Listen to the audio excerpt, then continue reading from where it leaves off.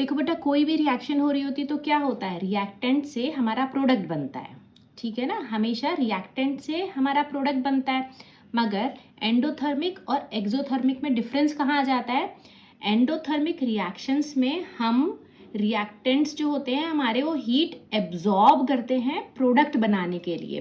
तो यहाँ पे क्या होगा, रिएक्टेंट्स जो हैं वो क्या ले रहे हैं, हीट एब्जॉर्ब कर रहे हैं प्रोडक्ट बनाने के लिए। तो हीट जो है हमारी किस साइड में आती है, यहाँ रिएक्टेंट की साइड में हमने हीट सप्लाई करी और हमारा प्रोडक्ट बना। और एक्सोथर्मिक रिएक्शंस वो होती हैं जिनमें जब हमारा प्रोडक्ट फॉर्म होता है तो प्रोडक्ट फॉर्मेशन के साथ साथ में हमारा हीट एनर्जी भी रिलीज होती है। ये हमारा इन फॉर्म ऑफ लाइट भी हो सकती है एनर्जी रिलीज, और हीट भी हो सकती है। आओ अब हम एनसीईआरटी में जितने भी एग्जाम्पल्स हैं उनको करते हैं, ताकि एग्जाम में आपका एक भी क्वेश्चन ना छूटे। फर्स्ट एग्जाम्पल जो है एंडोथर्मिक रिएक्शन का, जो एनसीईआरटी का है, वो क्या है। अगर हम एक टेस्ट ट्यूब में अमोनियम क्लोराइड लेते हैं, ठीक है, और उसमें हम क्या ऐड करते हैं, बेरियम हाइड्रोक्साइड, और इन दोनों को टेस्ट ट्यूब से स्टर करते हैं, तो क्या होता है, हमने क्या चीज़ पढ़ी थी कि जो हमारा टेम्परेचर है वो क्या हो जाता है, कम हो जाता है। मतलब जब आप इस टेस्ट ट्यूब को टच करके देखोगे तो आप क्या नोटिस करोगे कि जो टेस्ट ट्यूब है थोड़ी सी ठंडी हो गई है, इसका टेम्परेचर थोड़ा सा कम हो गया है। अगर आप थर्मामीटर डालोगे तो आपको प्रॉपर पता चलेगा जैसे जैसे रिएक्शन हुई है उसका टेम्परेचर जो है वो कम हो गया है। ऐसी रिएक्शंस में क्या होता है, ये जो अपना सराउंडिंग है इनसे क्या करते हैं, हीट एब्जॉर्ब कर लेते हैं, ठीक है। जब ये हीट एब्जॉर्ब करते हैं तो इस पूरे सिस्टम का जो टेम्परेचर है वो क्या हो जाता है, कम हो जाता है। तो फर्स्ट एग्जाम्पल क्या आपका एंडोथर्मिक रिएक्शन का जो एग्जाम में आता है, बेरियम हाइड्रोक्साइड और अमोनियम क्लोराइड का जो रिएक्शन है वो एक एंडोथर्मिक रिएक्शन है। क्यों, क्योंकि हमारा ये सराउंडिंग से क्या होता है, जब ये रिएक्शन होती है तो ये सराउंडिंग से हीट एब्जॉर्ब कर लेते हैं और ये जो टेस्ट ट्यूब है इसका टेम्परेचर थोड़ा कम हो जाता है। ओके, जो सेकंड बहुत ही इंपॉर्टेंट एग्जाम्पल है एंडोथर्मिक रिएक्शन का, वो क्या है, फोटोसिंथेसिस। फोटोसिंथेसिस क्या होता है, फोटोसिंथेसिस होता है प्लांट्स अपना फूड बनाते हैं किससे, कार्बन डाइऑक्साइड और वाटर से, ठीक है। और हमारा क्या फॉर्म होता है, ग्लूकोज एंड ऑक्सीजन, ठीक है। तो ये जो रिएक्शन है ये क्यों एंडोथर्मिक है, ये रिएक्शन हमारा एंडोथर्मिक इसलिए है क्योंकि इस रिएक्शन को होने के लिए किसकी ज़रूरत है, सनलाइट की। तो ये किस फॉर्म में एनर्जी एब्जॉर्ब करता है, सनलाइट की फॉर्म में एनर्जी को एब्जॉर्ब करता है। अगर सनलाइट नहीं होगी तो हमारा फोटोसिंथेसिस का रिएक्शन नहीं होगा। तो बच्चों जो नेक्स्ट एग्जाम्पल है जो हमारा एंडोथर्मिक रिएक्शंस का है वो क्या है, डीकॉम्पोजिशन रिएक्शन।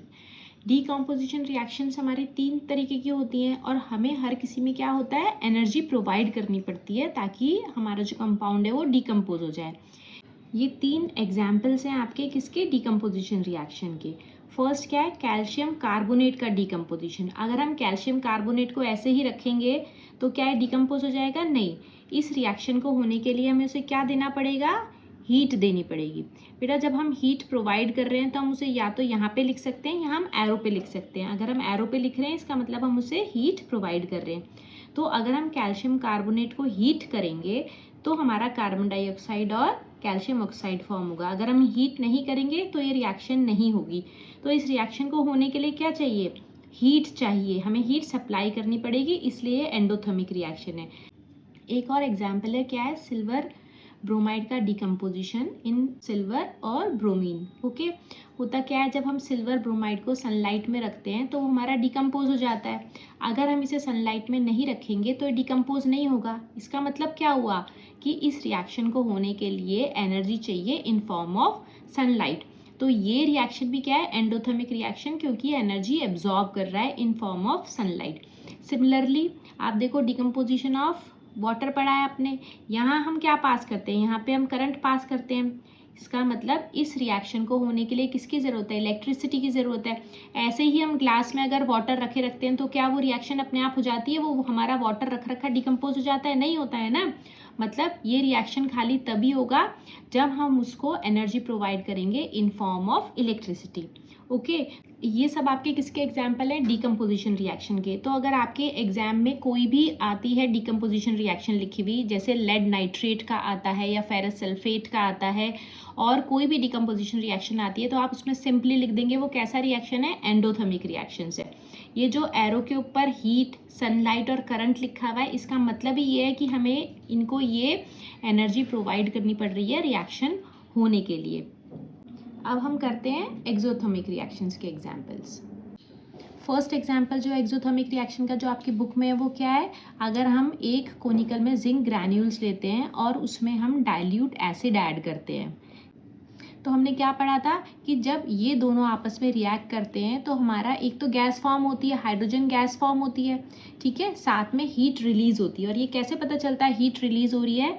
जो हमारा ये कोनिकल होती है इसका टेम्परेचर जो है थोड़ा सा बढ़ जाता है। जब आप इसको टच करोगे तो आपको पता चलेगा कि थोड़ा सा गर्म हो गया है, मतलब जब ये रिएक्शन हो रही है तो प्रोडक्ट फॉर्म होने के साथ साथ में हमारा हीट रिलीज भी हो रहा है। तो ये जो रिएक्शन ऑफ मेटल्स होती है विद एसिड, ये हमारा कैसा रिएक्शन होता है? एक एक्सोथर्मिक रिएक्शन होता है। इसमें हमारा हीट जो है वो रिलीज होती है along with the formation of product. Next reactions कौन सी हैं? हम जब किसी भी चीज़ को बर्न करते हैं, जैसे हमने बर्निंग ऑफ मैग्नीशियम रिबन पढ़ा था, जब हम मैग्नीशियम रिबन को ऑक्सीजन के साथ में बर्न करते हैं तो हमारा क्या फॉर्म होता है? एक वाइट पाउडर फॉर्म होता है मैग्नीशियम ऑक्साइड का, और बहुत सारा हीट जनरेट होता है। तो यहाँ पे भी हीट रिलीज हो रही है, तो कैसा रिएक्शन है? एक एक्सोथर्मिक। ऐसे ही अगर हम कोल को बर्न करते हैं, ठीक है, तो हमारा क्या फॉर्म होता है? कार्बन डाइऑक्साइड, मगर साथ साथ में क्या रिलीज होती है? हीट रिलीज होती है, एनर्जी रिलीज होती है इन फॉर्म ऑफ हीट। तो ये दोनों भी हमारी कैसी रिएक्शंस के एग्जांपल है? एक्सोथर्मिक। दोनों में हीट रिलीज हो रही है with the formation of product. और कौन सी रिएक्शंस हैं जिनमें हीट हमारा रिलीज होती है along with formation of product? वो कौन सी हैं? ज़्यादातर जो हमारी कॉम्बिनेशन रिएक्शंस हैं उनमें भी हमारा हीट रिलीज होती है। जैसे जब हम कैल्शियम ऑक्साइड को वाटर से रिएक्ट करते हैं तो हमने क्या पढ़ा था? अगर हम एक बीकर में कैल्शियम ऑक्साइड लेके उसमें वाटर ऐड करते हैं तो हमारा क्या है? उस बीकर का टेम्परेचर बढ़ जाता है। क्यों? क्योंकि वहाँ पे भी हमारा एनर्जी रिलीज होती है इन फॉर्म ऑफ हीट। ठीक है, ध्यान है आपको, अभी हमने इसे कॉम्बिनेशन रिएक्शंस में पढ़ा है। ये क्या है हमारा? क्विकलाइम, और ये क्या है? Slaked lime. ठीक है ना, इसका एप्लीकेशन कहाँ आता है? वाइट वॉश में यूज होता है ये। नेक्स्ट एग्जाम्पल क्या है? Burning of natural gas. Natural gas क्या होती है? मीथेन होती है। ठीक है, अगर हम इसको बर्न करते हैं, बर्निंग का मतलब क्या है? रिएक्शन दिखाना है हमें ऑक्सीजन के साथ में। तो कोई भी फ्यूल को हम बर्न करते हैं तो क्या बनता है हमारा? कार्बन डाइऑक्साइड, वाटर बनता है with release of a large amount of heat. ठीक है, तो यहाँ पे भी क्या है हमारा? जब रिएक्शन हो रही है तो प्रोडक्ट बनने के साथ साथ में हीट रिलीज हो रही है। तो ये भी कैसा रिएक्शन है? एक एक्सोथर्मिक रिएक्शन का एग्जाम्पल है। देखो लास्ट रिएक्शन क्या है हमारी? रेस्पिरेशन। रेस्पिरेशन रिएक्शन जो है ये भी एक एक्सोथर्मिक रिएक्शन का एग्जाम्पल है। आप देखो एक चीज़, फोटोसिंथेसिस और रेस्पिरेशन एक दूसरे का जस्ट ऑपोजिट है। ठीक है ना, कार्बन डाइऑक्साइड और वाटर मिलके क्या बना रहे हैं? ग्लूकोज और ऑक्सीजन। जबकि रेस्पिरेशन में ग्लूकोज और ऑक्सीजन मिलके हमारा क्या बना रहे हैं? कार्बन डाइऑक्साइड, वाटर, और एनर्जी रिलीज हो रही है। इसमें एनर्जी एब्जॉर्ब होती है, इसमें एनर्जी रिलीज हो रही है। तो रेस्पिरेशन हमारा एक एक्सोथर्मिक प्रोसेस क्यों है? क्यों? देखो बच्चों, जो भी हम खाते हैं, राइस, पोटैटो, रोटी, जो भी हम खाते हैं, इन सब में क्या होता है? कार्बोहाइड्रेट होता है। और जब हम इन्हें खाते हैं तो हमारी बॉडी इनको ब्रेक करती है सिंपल सब्सटेंस में। वो क्या होता है सिंपल सब्सटेंस? ग्लूकोज। ठीक है, और जब ये ग्लूकोज हमारी बॉडी में प्रेजेंट ऑक्सीजन के साथ में कंबाइन करता है तो हमारा क्या बनाता है? कार्बन डाइऑक्साइड, वाटर, और हमारी बॉडी को क्या देता है? एनर्जी देता है। क्योंकि यहाँ पे भी एनर्जी रिलीज हो रही है, इसलिए रेस्पिरेशन हमारा क्या है? एक एक्सोथर्मिक प्रोसेस। ठीक है, एक और है जो आपको यहाँ पे एग्जाम्पल ध्यान रखना है, वो क्या है कि अगर हमारा वेजिटेबल मैटर जो है डिकम्पोज होता है कॉम्पोस्ट में, तो ये भी हमारा एक एक्सोथर्मिक रिएक्शन है। इनके ऊपर एग्जाम में शॉर्ट क्वेश्चंस आते हैं, तो यही आपके सारे एग्जाम्पल्स हैं बुक में जो दिए गए हैं। मेरे ख्याल से मैंने कोई भी मिस नहीं किया है। इन एग्जाम्पल्स के बाहर आपके एग्जाम में शायद ही कोई आएगा। तो आपको ध्यान क्या रखना है कि आपकी डिकम्पोजिशन रिएक्शंस एंडोथर्मिक है, हमें हीट प्रोवाइड करनी पड़ती है, जबकि जो कॉम्बिनेशन रिएक्शंस होती हैं वो ज़्यादातर हमारी एक्सोथर्मिक होती हैं। फोटोसिंथेसिस हमारा एक एंडोथर्मिक प्रोसेस है और रेस्पिरेशन हमारा एक एक्सोथर्मिक प्रोसेस है।